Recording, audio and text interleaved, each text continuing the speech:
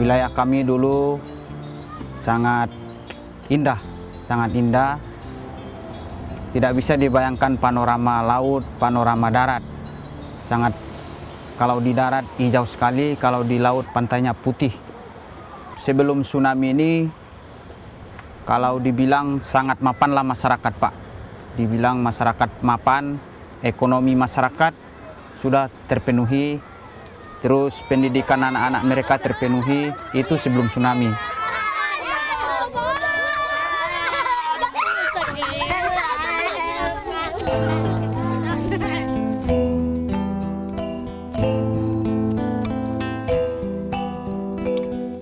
Yang meninggal anak saya 1, kelas 1 dia, sudah masuk sekolah dia, Pak.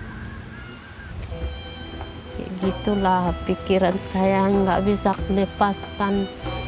Kalau saya turun ke sini melihat rumah saya, mengingatkan anak saya, digulingkan ombaknya, saya sama anak saya belum lepas anak saya, Pak. Tapi ada bangunan ditikam tangan saya, lepas dia, saya sempat dipegang kakinya, dia terbalik. Saya pegang kakinya, lalu datang lagi bangunan, ditikam lagi tangan saya, lepas dia. Saya enggak ada kesadaran saya, Pak, enggak tahu gimana caranya dia lepas, sudah habis sarapan. Inilah buktinya, Pak. Ini kuburan massal kita. Di sini banyak yang terbaring, jumlahnya 39 orang. Baik ibu-ibu, bapak-bapak, nenek-nenek, anak-anak, bahkan balita pun ada. Lagu duka sesudah itu, lagu sanksi nyalakan api. Tante saya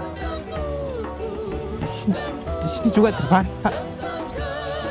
Istri Pak mah, nenek-nenek saya, adik-adik saya, dan masyarakat saya, Pak.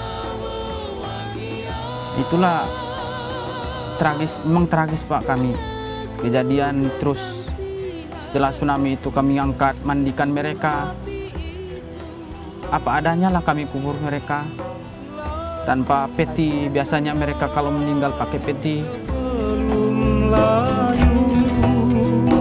Lagu duka sesudah itu, lagu sanksi nyalakan api. Yang membantu lebih banyak LSM ya.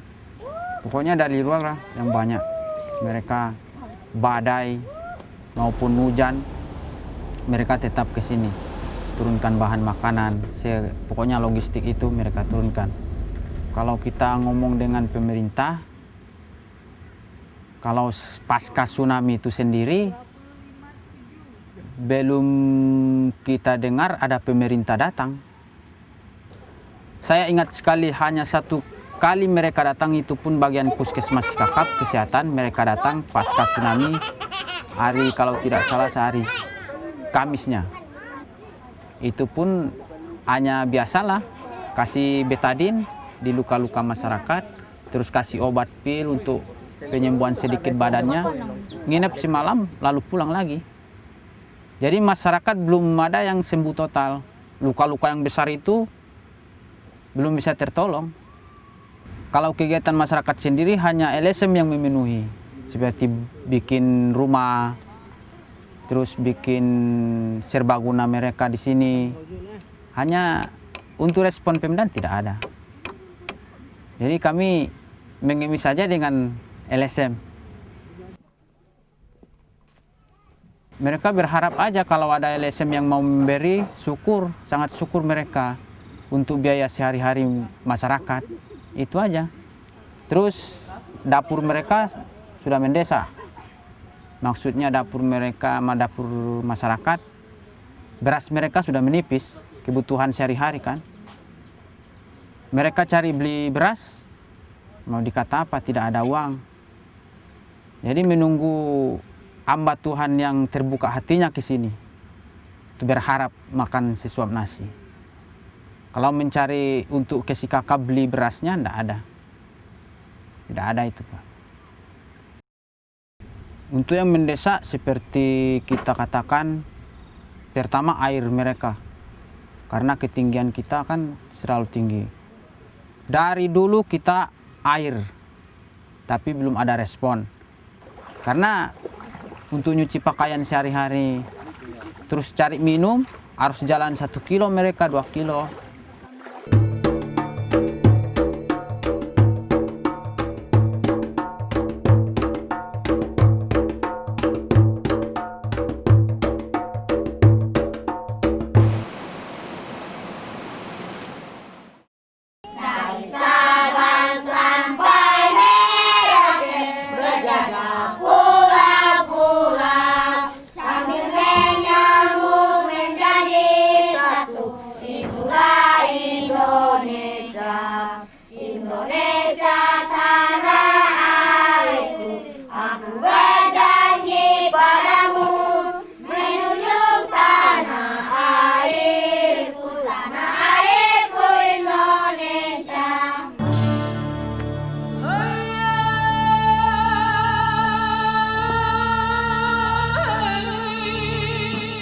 Di sini juga berkaitan dengan fasilitas yang kurang, tempat seperti itu, keterbatasan pengetahuan guru-guru juga, keterampilannya, kemudian juga bahan ajarnya ya, bahan pelajarannya, juga penjangkauannya dari sekolah induk, karena induknya sekolah ini sebenarnya jauh, masih jauh dari tempat ini, di induk sana di Surat Aban, jadi itu yang membuat hubungannya susah, transportasinya kepala sekolah mau ke sini juga agak susah ya. Dari dinas pendidikan juga paling jarang ya untuk monitoring langsung ke sini seperti itu. Jadi kurikulumnya ya memakai, ada beberapa dari kita yang kita kasihkan, juga ada yang dari dinas pendidikan, ada juga. Kami sekolah di tenda kelas 1, kelas 2, kelas 3, kelas 4, kelas 5, dan nggak ada kelas 6. Kalau saya bertemu sama Pak Presiden dan Gubernur, dan Bupati membangun sekolah kami. Kami minta, karena sekolah kami nggak ada. Dulu kami sekolah, karena turun hujan, bocor tendanya, kami nggak semangat kami belajar. Itulah kami pindah-pindah di sini. Pemerintah harus ikut campur kan, untuk mewujudkan mimpi-mimpi masyarakat sini. Kita kan termasuk masyarakat Indonesia, jadi tidak bisa diabaikan. Biarpun kita terpencil di sini, kami punya harapan. Anak-anak bisa sekolah, sampai perguruan tinggi pun harus kita sekolahkan. Itu impian kita.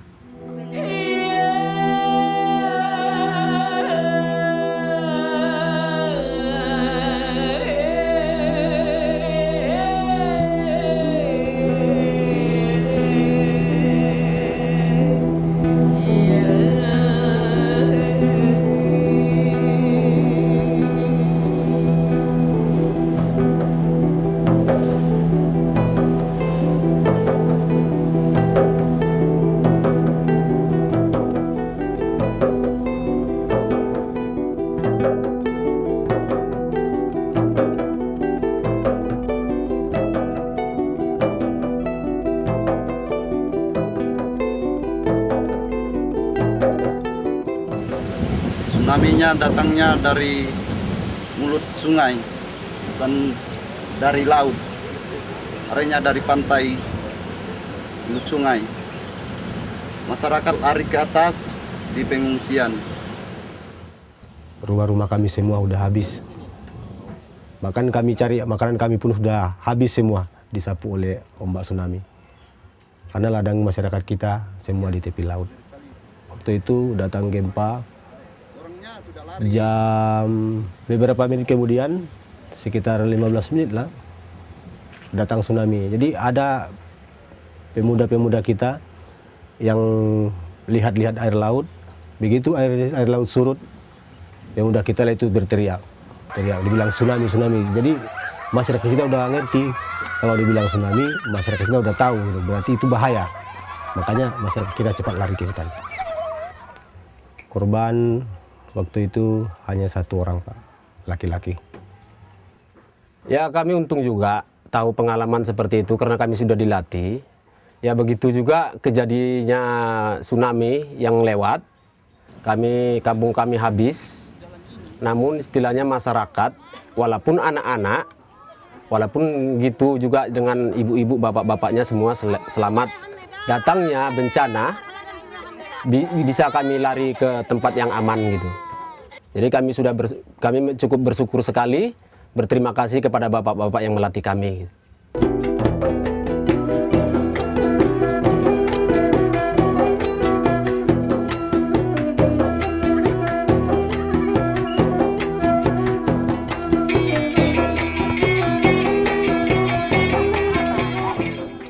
Kita melakukan pendekatan kepada warga di Dusun Tumale ini sama dengan di Maunai. Pasca bencana kita temui mereka di sini dan kemudian kita berdiskusi. Hasil diskusi itu adalah bagaimana warga ini kita pindahkan dari bibir pantai, kurang lebih 1 kilometer dari sini, kita pindahkan mereka ke sini dan mereka sepakat. Kemudian dengan catatan ada warga yang menyepakati lahan yang untuk digunakan sebagai pemukiman warga di sini. Kemudian warga secara gotong royong mengerjakan rumah hunian mandiri di Dusun Tumale ini. Berikut juga di Dusun Maunai, warga di sana juga sifatnya gotong royong untuk mengerjakan rumah hunian mandiri mereka. Kita tidak pernah membayar, tidak pernah kita melakukan itu hanya dengan kebesaran hati mereka di mana mereka adalah warga yang terdampak tsunami. Kemudian pemerintah juga aksesnya ke sana sangat sulit sehingga mereka bisa menerima cara kita untuk membuat gotong royong di warga Dusun Maunai untuk membangun rumah hunian mandiri mereka di sana.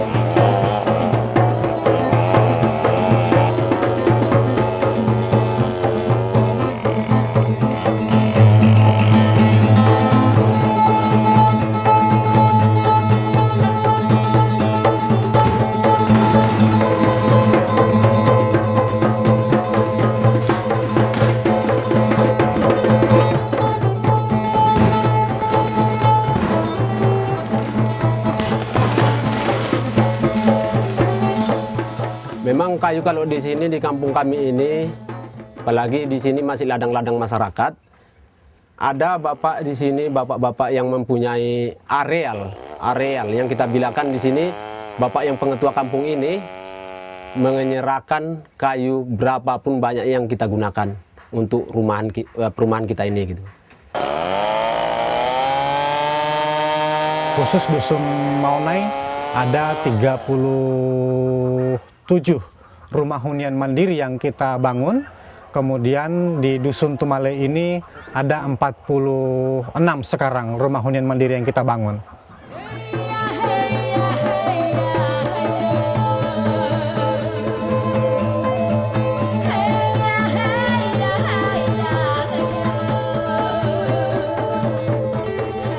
Untuk mendukung bagaimana kampung ini bisa mandiri sebenarnya, untuk memberikan pemahaman paling tidak kepada warga untuk siaga bencana, itu satu programnya.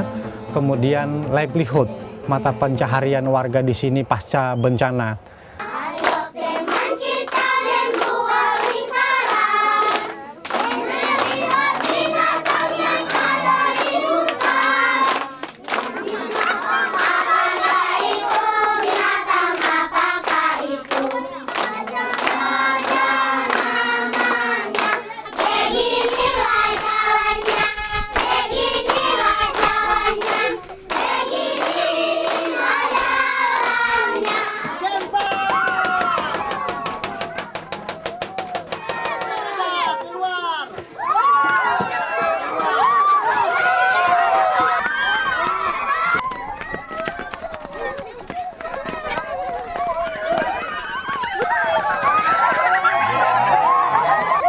Itulah Pak, kami cukup bersyukur kami dilatih dengan tim KMPB ini, dan kami sudah jadi menambah pengalaman kami, karena kami pun sudah selama ini sudah mengalami begitu sakitnya. Jadi kalau bisa memang kami ucarakan kepada masyarakat, kami harus bekerja sama. Terlebih-lebih yang sudah terbentuk tim-tim yang sudah kami ikuti pelatihan-pelatihan ini. Oke. Hati-hati Pak ya.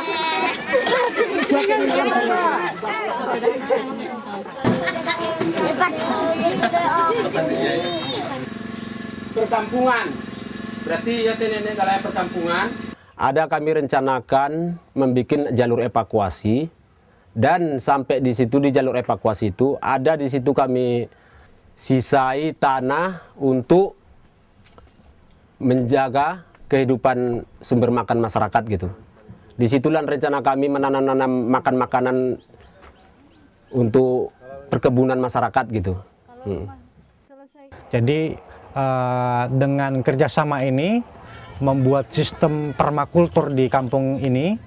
Kemudian bagaimana mereka juga bisa hidup, tidak usah membeli sayur di sekakap, mereka bisa hidup hanya untuk mungkin untuk makan di rumah, bisa mengambil cabai dari depan rumahnya yang ini semua bahan-bahannya ini organik semua, tidak ada yang hibrida, tidak ada. Ini semua benih-benih organik yang kita kembangkan di Dusun Maunai dan Tumale ini.